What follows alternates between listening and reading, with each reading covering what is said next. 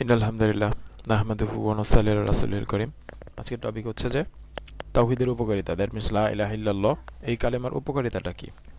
কালেমা লা ইলাহা ইল্লাল্লাহ এর স্বীকৃতির মাধ্যমে মূলত তাওহীদের স্বীকৃতি দেওয়া হয়। তাওহীদের শাব্দিক অর্থ হচ্ছে একীকরণ, কোনো কিছু এক করা অথবা দৃঢ়ভাবে একত্ব ঘোষণা করা। কিন্তু যখন তৌহিদ শব্দটি আল্লাহর সম্বন্ধে ব্যবহৃত হয়, তখন আল্লাহ সম্পর্কিত সকল মানুষ পরোক্ষ এবং প্রত্যক্ষ কর্মকাণ্ডে আল্লাহর একত্ব উপলব্ধি করা এবং তা নিরবচ্ছিন্নভাবে অক্ষুণ্ণ রাখা বোঝায়। মানুষের একক ও সমষ্টিগত জীবনে লা ইলাহা ইল্লাল্লাহ এর সাক্ষ্যদানের মাধ্যমে যখন সত্যিকার তাওহীদ আসবে, তখন অতীব সুন্দর একটা ফল পাওয়া যাবে। ওই সমস্ত লাভের মধ্যে কি কি আছে সেগুলো আমরা এখন দেখব। নাম্বার 1, তাওহীদ মানুষকে অপরের দাসত্ব থেকে এবং আল্লাহ ছাড়া অন্য কারো কাছে নত হওয়া এবং ওই সমস্ত সৃষ্টি যারা কোনো কিছু সৃষ্টি করে না, বরং তাদেরকে সৃষ্টি করা হয়েছে, যাদের কোনো ক্ষমতা নেই নিজেদের ক্ষতি ঠেকাতে বা ভালো করতে, না তারা মৃত্যু দেওয়ার অধিকারী, না কবর থেকে বাঁচানোর অধিকারী, বাঁচানোর ক্ষমতার অধিকারী। তৌহিদ ওই সমস্ত কিছুর ইবাদত করা হতে মানুষকে মুক্তি দেয়, অপরের গোলামি করা হতে বাঁচিয়ে ওই এক আল্লাহর দাসত্বে লাগিয়ে দেয়, যিনি তার প্রতিপালক এবং স্রষ্টা। তার বুদ্ধিকে নানা ধরনের কুসংস্কার এবং মিথ্যা ধারণা হতে স্বাধীন করে।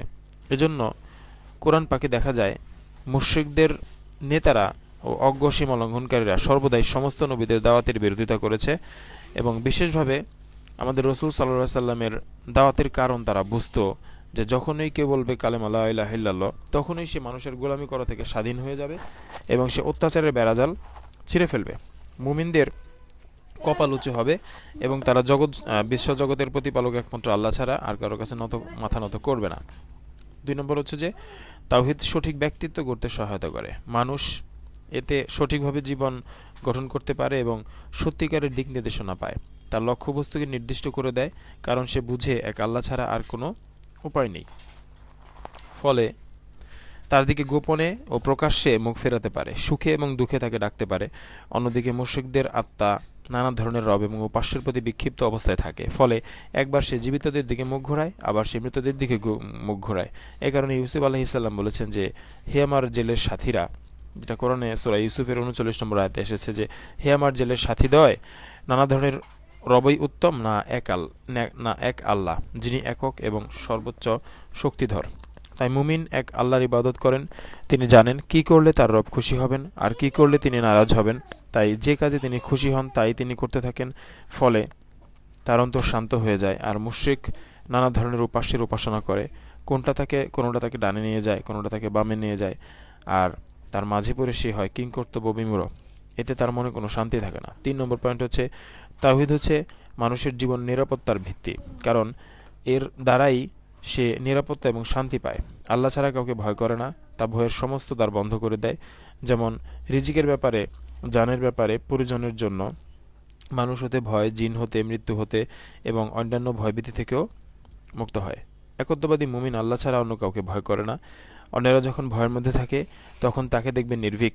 সুবহানাল্লাহ। যখন মানুষ চিন্তা পেরেশানিতে জর্জরিত, তখন সে অবিচলিত থাকে।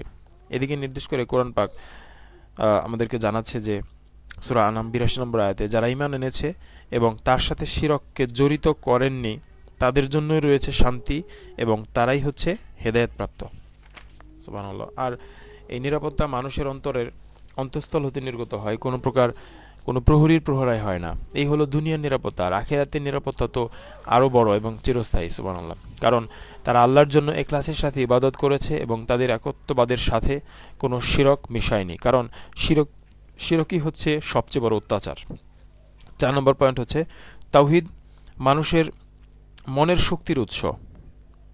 তা থেকে মানসিক শক্তি যোগায়, তাকে মানুষের মানসিক শক্তি যোগায়।